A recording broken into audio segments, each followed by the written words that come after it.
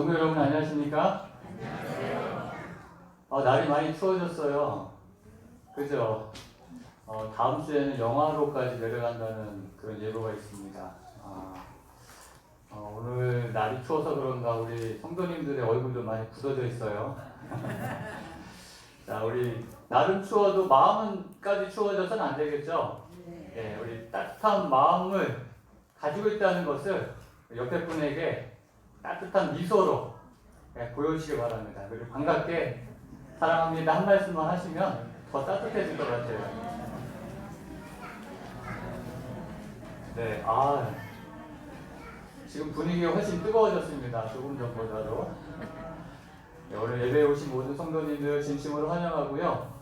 또 우리 방송으로 우리 예배에 참여하시는 우리 성도님들 환영합니다. 어쩔 수 없이 교회 못 오시는 분들이 있어요. 그래서 그런 분들이 우리가 이렇게 방송으로 이렇게 예배에 참여할 수 있다는 것이 얼마나 감사한 일인지 모릅니다. 특별히 우리 양병건 형제님, 분명 지금 방송으로 지금 예배를 보고 계실 텐데, 전순자 성도님과 양병건 형제님, 항상 예배, 저녁 예배고 안식일 예배고 빠지지 않고 참여하면서 그 은혜를 나누는 모습을 볼 때 참 감사합니다. 또 우리 이미 집사님, 우리 셋째 낳고 몸조리하고 있느라고 마음은 정말 굴뚝같이 여기 교회에 와 있는데 지금 방송으로 또 예배에 참여하고 계실 거예요. 이런 우리 성도님들 또한 우리 여기 성전에 계신 성도님 못지않게 아주 성전을 사모하고 하나님에 대한 간절한 마음이 있다는 것을 압니다. 우리 모든 성도님들에게 하나님께서 약속하신 평강이 함께 하시기를 간절히 소망합니다. 또 지난주에 우리가 감사 기도는 했지만은요, 우리 박현윤이 제대하고 첫 안식일이죠. 우리 교회에 온 거는 지난 안식일에는 우리 기도만 했고 이제 첫 안식일 우리 함께 예배를 드리게 되었습니다. 군 생활 동안 참 얼마나 힘들었겠어요. 사제 공기 맛이 틀립니다. 군대에 있는 공기 맛하고 완전히 달라요. 그쵸? 네, 고개를 끄덕하는데 우리 현윤이 참 고생했다고 또 제대 축하한다고 우리 큰 박수 한번 좀 칠까요? 네. 이제는 하나님의 군사입니다. 네, 하나님의 군사로서 제대가 없어요. 네, 죽는 그날까지 담대하게 하나님의 군사로 충성을 다하시게 되기를 바랍니다. 오늘은 사가랴와 엘리사벳이라는 제목으로 하나님의 은혜를 나누기 원합니다. 누가복음 1장 5절부터 17절까지의 말씀이 본문의 말씀인데 우리 전도사님 우리 낭낭한 목소리로 좀 읽어주시면 감사하겠습니다. 우리 같이 읽고 싶지만 우리가 마스크를 쓰고 있어서 우리 전도사님께서 읽어주시는 거 우리 함께 눈으로 같이 함께 읽겠습니다. 누가복음 1장 5절부터 17절까지 있는 말씀입니다. 유대왕 헤롯 때에 아비야 반열에 제사장 한 사람이 있었으니 이름은 사가랴요 그의 아내는 아론의 자손이니 이름은 엘리사벳이라. 이 두 사람이 하나님 앞에 의인이니 주의 모든 계명과 규례대로 흠이 없이 행하더라. 엘리사벳이 잉태를 못함으로 그들에게 자식이 없고 두 사람의 나이가 많더라. 마침 사가랴가 그 반열의 차례대로 하나님 앞에서 제사장의 직무를 행할세 제사장의 전례를 따라 제비를 뽑아 주의 성전에 들어가 분향하고 모든 백성은 그 분향하는 시간에 밖에서 기도하더니 주의 사자가 그에게 나타나 향단 우편에 선지라. 사가랴가 보고 놀라며 무서워하니 천사가 그에게 이르되 사가랴여 무서워하지 말라. 너의 간구함이 들린지라. 내 아내 엘리사벳이 내게 아들을 낳아주리니 그 이름을 요한이라 하라. 너도 기뻐하고 즐거워할 것이요 많은 사람도 그의 태어남을 기뻐하리니 이는 그가 주 앞에서 큰 자가 되며 포도주나 독한 술을 마시지 아니하며 모태로부터 성령의 충만함을 받아 이스라엘 자손을 주 곧 그들의 하나님께로 많이 돌아오게 하겠습니다. 그가 또 엘리야의 심령과 능력으로 주 앞에 먼저 와서 아버지의 마음을 자식에게 거스르는 자를 의인의 슬기에게 돌아오게 하고 주를 위하여 세운 백성을 준비하리라. 아멘. 자, 오늘 이 누가복음 1장 5절부터 17절까지 있는 말씀을 본문의 말씀으로 이 말씀의 주인공인 그 사가랴와 엘리사벳에게 있었던 그 일들을 통해서 오늘 우리에게 주시고자 하신 하나님의 은혜와 또 교훈을 생각하는 그런 시간을 갖겠습니다. 여기 오늘의 주인공은 제사장 사가랴와 그의 아내 엘리사벳입니다. 이 두 사람에 대해서 성경은 어떻게 이야기하고 있냐면 여기 6절에 보시면 이 사가랴와 엘리사벳 이 두 사람이 하나님 앞에 뭐라고요? 의인이라는 것입니다. 여러분 대단하죠? 성경에서 의인이라고 기록된 사람이 몇 안 됩니다. 성경에 수많은 인물들이 나오고 물론 그들이 다 의인들이고 하나님 앞에 참 믿음의 용사들이지만 직접적으로 이렇게 하나님 앞에 의인이라고 기록된 사람은 몇 사람 되지 않아요. 성경에 보면 노아, 아브라함, 욥, 다니엘 요 정도 있거든요. 그리고 또 여기에 사가랴와 엘리사벳이 하나님 앞에 의인이라는 것입니다. 그런데 7절에 이 두 사람이 이 엘리사벳이 잉태를 못함으로 그들에게 자식이 없고 두 사람의 나이가 많더라 라고 이 두 사람에 대해서 소개하고 있습니다. 하나님 앞에 의인인데 자식이 없어요. 자, 근데 어떻게 보면 이 말씀은 이 6절과 이 7절에 있는 이 두 말씀은 참 어울리지 않는 말씀이에요. 하나님 앞에 의인인데 자식이 없더라. 왜냐하면 창세기 우리가 1장에서 하나님께서 우리 인간을 창조하신 다음에 명령하신 게 있습니다. 뭔지 아십니까? 생육하고 번성하라. 하나님께서 정말 우리를 축복하시고 말씀하신 것이에요. 인류에게 복을 주시고 그 다음에 생육하고 번성하라고 말씀하셨거든요. 이것은 하나님께서 우리 인류를 향한 영원한 축복이자 또 명령인 것입니다. 그래서 저도 하나님의 말씀에 충성되이 아이 셋을 낳습니다. 제가 우리 충성합회 목회자 중에서 아마 깨지기 어려운 그런 기록을 하나 갖고 있는데 최연소 아이 셋 기록이 제가 갖고 있습니다. 제가 26살 이제 대학 졸업하자마자 목회 나와서 결혼해가지고 27살에 이제 첫 애를 낳았고요. 29에 둘째 낳고 30살에 이제 셋째를 낳았어요. 우리 전도사님이 29이라고 그랬죠? 아직 결혼도 못했어요. 저는 이 나이 때 애가 벌써 둘이 있었거든요. 또 반가운 소식은 우리 문찬수 집사님께서 셋째를 가지셨답니다. 7주 되셨다고 그래요. 7주. 딸을 낳아야 되는데. 우리 김한국 집사님은 셋째 낳은 거 여러분 다 아시잖아요. 에스더. 제가 생각하기에는 이렇게 아이 셋 목사가 오니까 그게 이제 유행이 되지 않았나.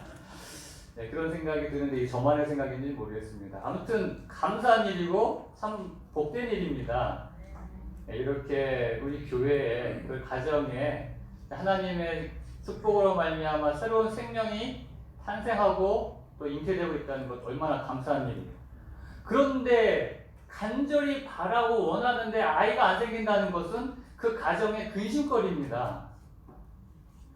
정말 간절히 기도하고 간절히 원하는데 나이가 늙도록 나이가 많도록 아이가 없다는 것은 오늘날 세상에서도 참 안타까운 일이고 근심되는 일이지만 이 당시에는 그냥 안타까운 일에 그치는 것이 아니라 이거는 하나님의 저주로 여겼어요. 왜 그러냐면 레위기 20장에 보면은요 율법을 어긴 자들에 대한 형벌이 나와요. 율법을 어긴 자들은 뭐 어떠한 형벌을 내릴 것, 심지어는 뭐 돌로 쳐 죽여라 뭐 이런 이야기도 나오거든요. 근데 그 중에 하나가 뭐냐면 이러한 잘못을 한 자는 자식이 없이 죽으리라는 말이 나와요. 그러니까 자식이 없다는 것은 하나님의 형벌 가운데 하나였어요. 그러니까 자식이 없다는 것은 정말 하나님의 저주로 여겨질만 하죠. 아, 내가 무슨 잘못을 했기에 이렇게 자식이 없는 걸까?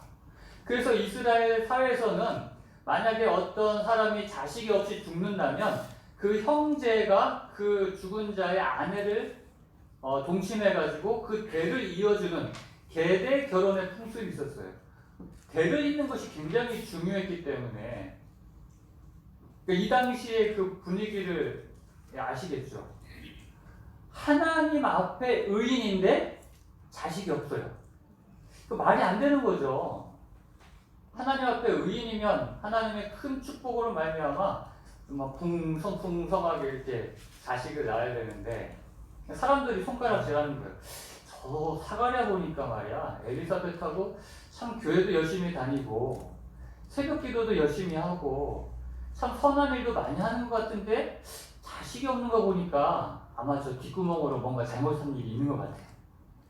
그런 소리를 하는 것이 얼마나 안타깝고 또 부끄러웠겠어요. 그래서 사가랴가 이 엘리사벳이 뭐라고 이제 기도를 하냐면 그 나중에 이제 이 하나님께서 이 사가랴와 엘리사벳에게 아이를 주고 그 아이가 바로 침례 요한이잖아요. 이 엘리사벳이 뭐라고 기도하냐면 누가복음 1장 25절에 주께서 나를 돌보시는 날에 사람들 앞에서 내 부끄러움을 없게 하시려고 이렇게 행하심이라 하더라. 아들을 낳고 이런 고백을 해요. 하나님께서 나의 부끄러움을 없게 하시려고. 얼마나 마음고생이 심했겠어요.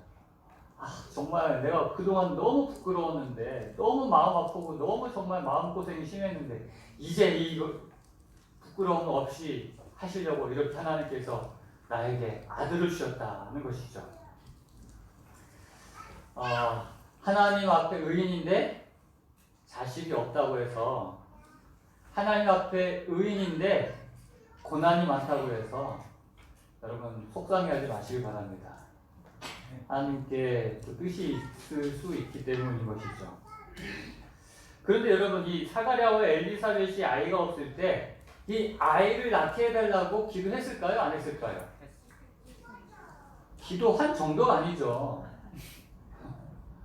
뭐 때로는 금식 기도에 아마 대길 작정 기도에 뭐 할 수 있는 건 다 했을 것입니다. 그런데 성경에는 기도에 대해서 뭐라고 이야기하냐면 이렇게 이야기합니다. 야고보서 5장 16절에 보면은 의인의 간구는 역사하는 힘이 뭐라고요? 크니라. 여러분 이 말씀을 믿으시죠? 아멘. 그런데 나에게 기도의 응답이 없다라고 느낄 때 사람들은 뭐라고 생각해요? 내가 의인이 아니라 죄인이기 때문에 하나님께서 내 기도에 응답해 주시지 않는구나 라고 생각한다는 것이죠. 분명 의인의 간구는 역사하는 힘이 크민이라 했는데 사가랴와 엘리사벳은 성경에 기록될 만큼 하나님 앞에 의인이었습니다. 그런데 정말 결혼하는 후로 평생을 정말 나이 많은 그 순간까지 그 아이를 위하여 기도했음에도 불구하고 그 기도의 응답이 없잖아요. 무엇이 문제입니까? 물론 나이 많아가지고 이제 응답 받기는 했어요. 그러나 그 기도한 기간이 얼마나 길었겠어요. 그 청년의 때 결혼해가지고 나이 많은 그 때까지 수십 년을 한두 번 기도했겠습니까? 그러나 응답이 없는 것이죠. 여기에 대해서 우리 하예프님께서 이렇게 설명을 하셨어요. 결혼 생활을 하면서 사가랴는 내내 아들을 달라고 기도를 드렸다. 정말 당연히 기도했겠죠. 그것도 한두 번 한 것이 아니라 결혼 생활 내내 아들 하나만 주십시오. 기도했다는 것입니다. 덜도 바라지 않으니까 3명 바라지 않습니다. 아들 하나만 주십시오. 기도 안 했겠어요?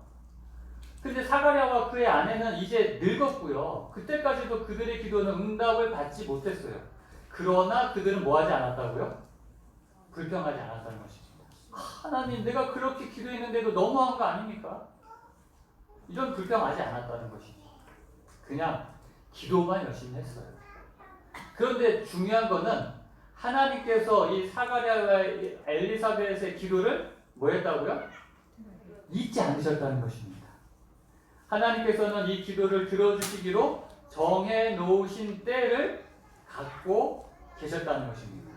이게 중요합니다, 여러분. 하나님께서는 우리의 기도를 잊지 않으셔요. 제가 예전에 설교했던 것을 기억합니다. 응답이 없는 기도란 있다 없다? 없다. 우리 이창래 기사님 아주 제일 설교 잘 들으셨어요. 응답이 없는 기도는 없습니다. 단지 세 가지로 응답해 주실 뿐이라는 것이죠. 아주 예스, 그래 하고 바로 응답해 주신 경우도 있지만 많은 경우는 안 돼, 또는 기다려, 아직 때가 아니야 라고 하는 것 역시 하나님의 응답이라는 것이죠. 하나님께서 많은 경우에 기다려라고 우리에게 말씀하십니다. 아직 때가 아니야. 하나님께서 정해놓으신 때가 있다는 것입니다. 우리 이창래 집사님 평생을 기도했지만 아직도 응답받지 못한 기도가 있죠? 네. 저도 있어요. 우리 성도님들도 있지 않습니까? 여전히 하나님께 매달리고 지금도 간절히 하나님께 매달리지만 아직도 응답받지 못한 게 있어요. 여러분 실망하지 마시고 불평하지 마시고 포기하지 마시게 되길 바랍니다. 이 사가랴가 내내 기도했던 것처럼, 그리고 하나님께서 그 기도를 기억하신 것처럼, 그리고 하나님께서 그 기도에 응답하실 때를 기다리신 것처럼 오늘 저와 여러분의 그 간절한 기도에 하나님께서는 기억하시고 그 기도에 응답하실 때를 작정해 놓고 계시다는 것을 여러분 기억하시게 되길 바랍니다. 누가복음 1장 13절에 보면은 이렇게 말씀하십니다. 천사가 그에게 이르되, 이제 천사가 사가랴가 성전에 들어가서 봉사할 때 나타나서 한 이야기죠. 사가랴여 무서워하지 말라. 너의 간구함이 들린지라. 내 아내 엘리사벳이 내게 아들을 낳아주리니 그 이름을 요한이라 하라. 여기 뭐라고요? 너의 간구함이 들린지라. 오늘 우리의 간구함이 하나님께 분명 들려진다는 것을 우리가 기억하는 것이 필요합니다. 우리가 기도할 때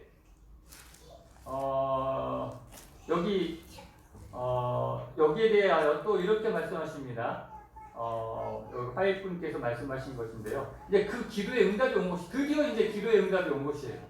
평생을 기도한, 그가 젊은 날부터 나이 늙어서 이제는 그 아이에 대한 희망이 끊어진 그날까지 기도한 그것이 이제 응답이 왔어요.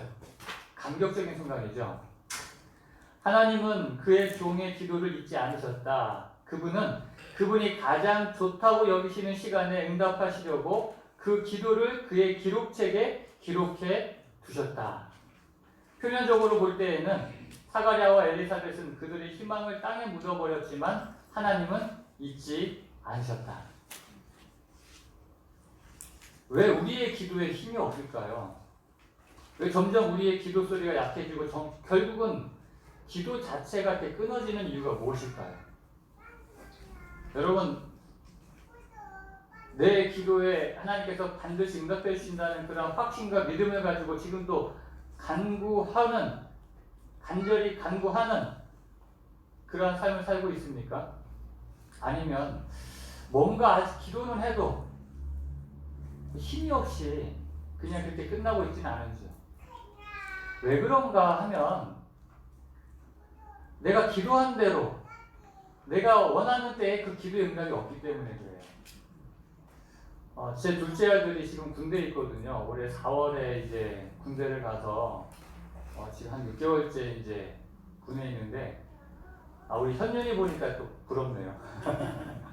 아직 한 1년 정도가 남았습니다. 근데 영재거든요, 둘째가. 근데 영재가 그 군대에 있으면서 간절히 기도했던 게 있어요. 지금 이제 그 코로나 때문에 교회는 못 갑니다. 그냥 혼자서 예배를 드리고 있는데, 그 영재가 간절히 기도했던 건 뭐냐면, 그 남수단의 파병 모집이 공고가 떴어요. 현역 군인들 대상으로. 그러니까 그 해외 파병을 지원을 하게 된 것이에요. 그것을 위해서 간절히 기도했어요. 왜 그것을 지원했냐 했더니 이 녀석의 그 꿈이 있어요. 그 꿈은 뭐냐면 그 아프리카에 학교와 병원을 짓는 것이 그 자기의 꿈이랍니다. 근데 그런 꿈을 이루기 위해서는 좀 이제 준비를 해야 되는데 이 해외 파병을 가면 주로 이제 공병대에 소속해서 이제 그곳에 뭐 길을 닦아준다든가 뭐 건물을 세워준다는 그런 이제 평화 유지군으로서 역할을 하거든요. 그러니까 그런 일을 통해서 자기의 꿈에 조금 이렇게 도움이 되는 그런 경험을 해보고 싶다는 것이에요. 그 동기가 괜찮죠. 그래서 그 일을 위해서 간절히 기도했어요. 저도 같이 기도했습니다. 우리 집사람은 간절히는 안 한 것 같아요. 학교 간다고 하니까 걱정이 되니까 간절히는 안 한 것 같고 저도 이제 기도했습니다. 근데 됐을까요? 안 됐을까요? 안 됐어요. 뚝 떨어졌어요. 그래서 얼마나 그때 아쉬워하고 참 우울해하는지. 근데 제 아들이 허리가 좀 안 좋아요. 이 디스크가 좀 있어가지고 아예 디스크가 확 그냥 망가져가지고 이렇게 병명이 나올 정도면 이렇게 면제를 받을 텐데 그 정도는 아니고 그냥 아픈 거예요. 찍어보면 좀 안 좋긴 한데 뭐 면제 받을 정도는 아니고. 그래서 군대에서 이제 상관하고 이제 면담할 때 이제 그런 이야기를 하니까 요즘 군대는 참 좋아요. 어떻게 해서든지 사병의 그 애로사항을 들어주려고 많이 노력하거든요. 그래서 이제 허리가 안 좋다고 하니까 지금 운전병으로 있거든요.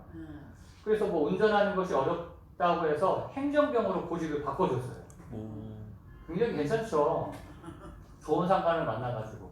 행정병으로 보직이 바뀐 첫날 행정병은 주로 이제 그 사무실에서 근무하고 이제 컴퓨터로 뭐 이제 보급계를 다 맡게 되었는데 그 뭐 공문 같은 것을 이렇게 조사하다가 추가 파병 모집이 뜬 걸 본 거예요. 네? 추가 파병. 그리고 또 다 가슴이 뛰기 시작한 거예요, 이 녀석이. 그때 고민이 생긴 거예요. 이제 보직 행정병으로 바뀐 지 바로 하루 이틀밖에 안 됐는데 그걸 보고 다시 그 파병 요청을 한다는 거는 그 상관의 그런 어떤 배려에도 좀 어긋나고 하니까 고민하다가 그래도 너무 그 꿈이 크기 때문에 그 말씀을 드렸어요. 근데 굉장히 욕을 많이 먹었다고 그래요. 상관한테, 그 지휘관한테. 그래도 뭐 본인이 원한다고 하니까 그 대신 그 행정병에서는 이제 그냥 그대로 운전병으로 바꾸고 뭐 안 돼도 이제 더 이상의 이제 배려는 없다. 네가 선택한 거니까. 그리고는 그런 것을 감수하고서라도 그 일을 위해서 다 포기하고 정말 간절하게 기도한 겁니다. 됐을까요? 안 됐을까요?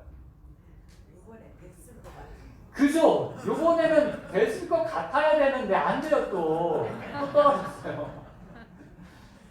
이게 우리들의 기도가 약해지는 이유예요.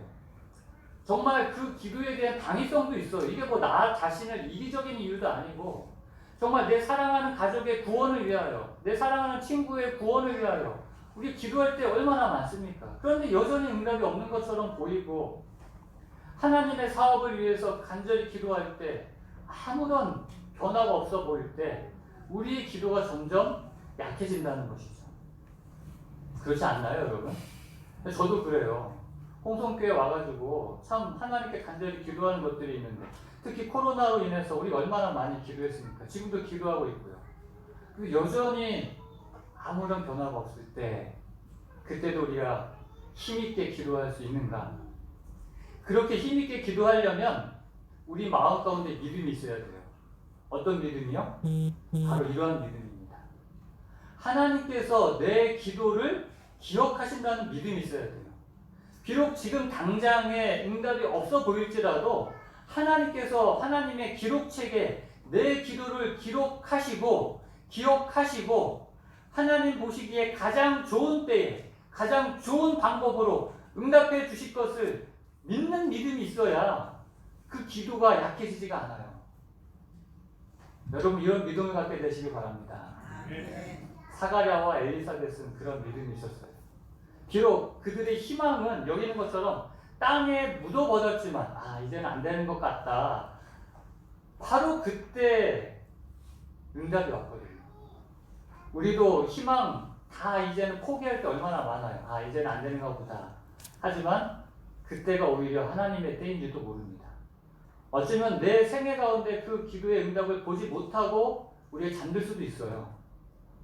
그러나 여러분, 하나님께서 내 기도를 기억하신다는 것, 내 기도를 결코 잊어버리지 않으신다는 것, 반드시 응답할 때가 있다는 것, 그것을 믿는 믿음을 가지고 여러분 힘있게 끝까지 기도하시게 되기를 간절히 바랍니다. 아멘.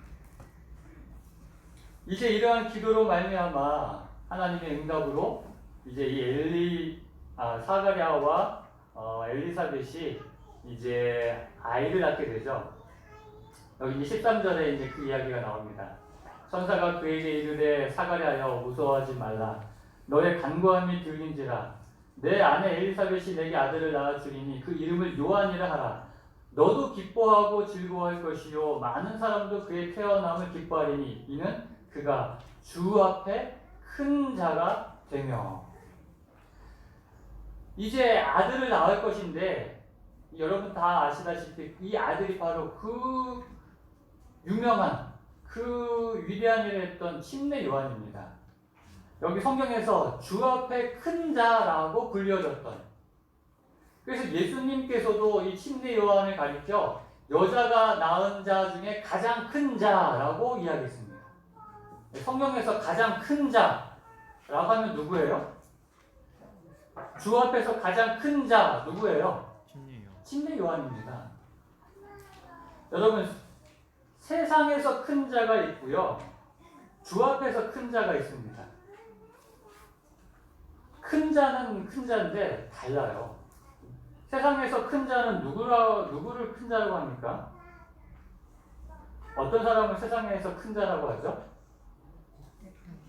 우리가 보통 세상에서 큰 자라고 한다면 좀 뭐 돈이 많거나 좀 많이 배웠거나 어떤 높은 지위를 가지거나 정말 이름이 난 또 어떤 권위를 가진 유명한 사람들, 이런 사람을 세상에서 큰 자라고 합니다. 그 소위 세상에서 성공한 사람들이죠.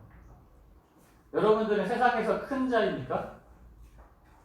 저나 여러분이나 제가 보기에는 뭐 큰 자라고 하기는 좀 그렇죠? 우리가 세상에서 보기에는 절대로 큰 자라고 할 수 없어요.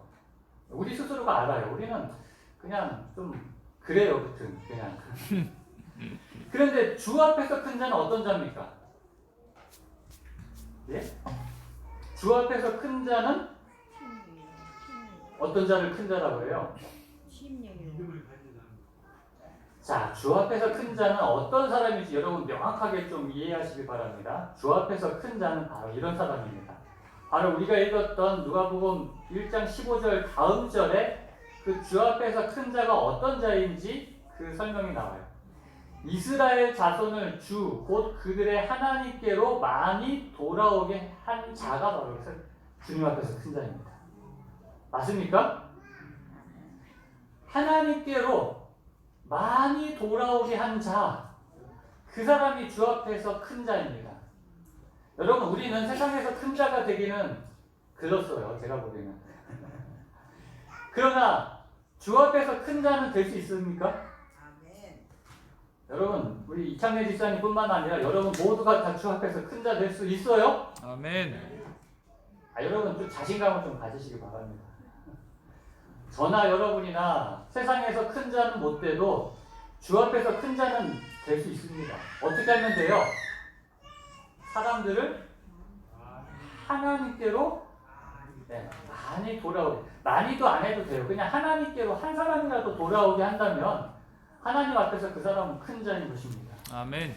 저는 우리 홍성교회 성도님들이 세상에서 큰 자는 못 돼도 하나님 앞에서 큰 자가 되기를 소망합니다. 저는 우리 홍성교회가 정말 큰 교회가 되길 원합니다. 뭐 이 교회 건물이 커서가 아니고 사람들이 많아서가 아니고 하나님께로 돌아오게 하는 그런 큰 자들로 가득한 큰 교회가 되길 원하는 것입니다. 정말 그러한 꿈을 좀 가져보면 좋지 않을까요? 아멘. 그냥 우리만 나와가지고 그냥 우리끼리만 예배 드리는 것도 좋지만 정말 이 세상에 하나님께로 많은 사람들을 돌아오게 해서 그런 큰 자가 되어서 그런 큰 교회가 되는 홍성교회, 얼마나 정말 가슴 벅찹니까? 다음 달에 전도회가 있어요. 11월 원래는 오늘 이제 직원에서 날짜를 조금 변경할 것인데요. 11월 말에 이제 전도회를 하려고 합니다. 올해 코로나 때문에 우리가 계획했던 전도회를 못했습니다. 원래 전반기에, 후반기에는 우리 주말 전도회를 이렇게 하려고 했었는데 코로나로 인해서 정말 어렵게 되어서 못했어요. 그런데 이제 우리 충청 앞에 온라인 전도회를 이렇게 대다수 교회들이 전도회를 못하는 교회를 위해서 온라인 전도회를 개최합니다. 우리 홍성교회도 그 온라인 전도회에 함께 참여하려고 하거든요. 이번에 연말 기도주일과 겸해서 좀 하려고 합니다. 그래서 전도회 겸 연말 기도주일 해서 우리 성도님들 교회에서도 나와서 이제 그 전도회에 참여할 수도 있지만 이 전도회의 특징은 우리 그 유튜브나 이런 사이트를 통해서 콘텐츠를 통해 가지고 그냥 내가 전도하고 싶은 사람에게 교회 요즘 사람들이 오기를 꺼려하잖아요. 교회로 인도하는 것은 사실 쉽지 않아요. 그래서 그런 사람들에게 그냥 있는 곳에서 집에서 어디서든 그 전도에 함께 참여할 수 있도록 하는 전도입니다. 여러분들이 마음만 먹으면 내 가족, 내 이웃, 내 친구 할 것 없이 그냥 소개만 하면 돼요. 그 시간에 여기에 들어와봐 하고 이렇게 소개만 하면 되니까 우리가 마음을 가지면은 여기 있는 것처럼 큰 자가 될 수 있습니다. 하나님께로 돌아오게 하는, 세상 사람들을 돌아오게 하는 정말 그런 일들이 이번 전도회에 있었으면 정말 좋겠습니다. 여러분 정말 같이 함께 기도하고 함께 좀 노력하시겠습니까? 아멘. 아멘. 꼭 그렇게 되길 바랍니다. 그래서 우리 홍성교회가 정말 하나님 앞에 큰 교회가 되기를 간절히 소망합니다. 아멘. 이제 마지막으로 한 말씀만 더 좀 살펴보려고 합니다. 이렇게 하나님께로 많이 돌아오게 하는 그 큰 자의 사명을 가진 그 침례 요한에 대해서 이렇게 이야기합니다. 17절에 그가 또 엘리야의 심령과 능력으로 주 앞에 먼저 와서 주를 위하여 세운 백성을 준비하리라. 여기 이 침례 요한을 엘리야의 심령과 능력으로라는 말씀을 통해서 엘리야의 그 심령을 가진, 그 엘리야의 능력을 가진, 엘리야의 그 사명으로 이 땅에서 일을 할 것을 이야기합니다. 여러분, 엘리야의 심령과 능력이라는 말을 우리가 자주 합니다. 제가 나중에 이 엘리야의 심령과 능력에 대해서 또 따로 좀 말씀을 제가 준비하고 있는데, 이 엘리야의 심령이 어떤 심령을 엘리야의 심령이라고 하죠? 엘리야의 심령이 뭔가요, 도대체? 믿음? 이 엘리야의 심령, 다른 말로 말하면 엘리야가 그 당시 가졌던 마음을 이야기합니다. 엘리야가 가졌던 마음.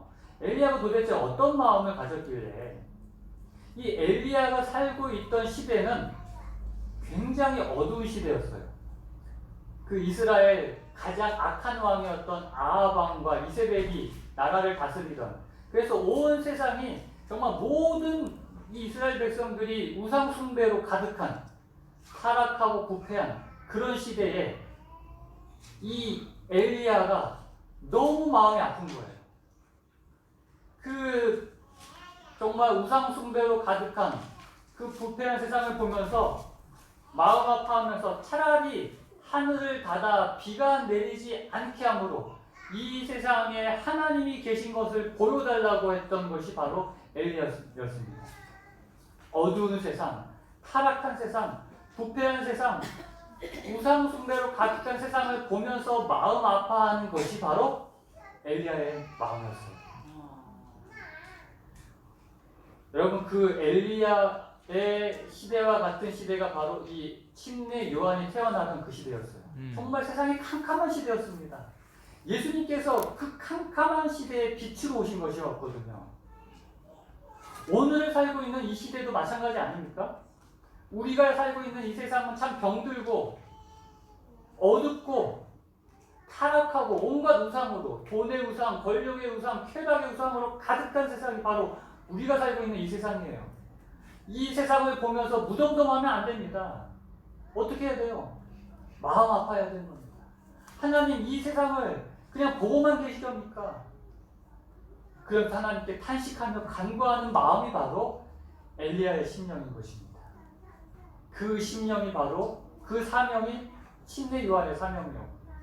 그것이 오늘 저와 여러분들의 마음으로 하나님께 탄식하며 간구하면서 이제 이 어둠을 뚫고 다시 오실 그 주님의 재림을 준비케 하는 그러한 사명, 그것이 바로 침례 요한의 사명이었고 마지막 때를 살아가고 있는 오늘 우리의 사명인 것입니다.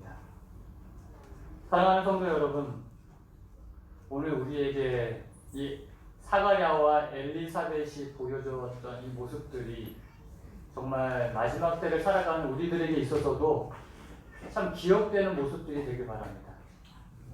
정말 엘리야와 그 침례 요한이 가졌던 마음을 가지고 오늘 이 어두운 세상에서 주님의 오심을 준비하는 그런 사명으로 큰 사람, 큰 교회가 되는 우리 홍성교회가 되길 바라면서 오늘 말씀을 마치도록 하겠습니다.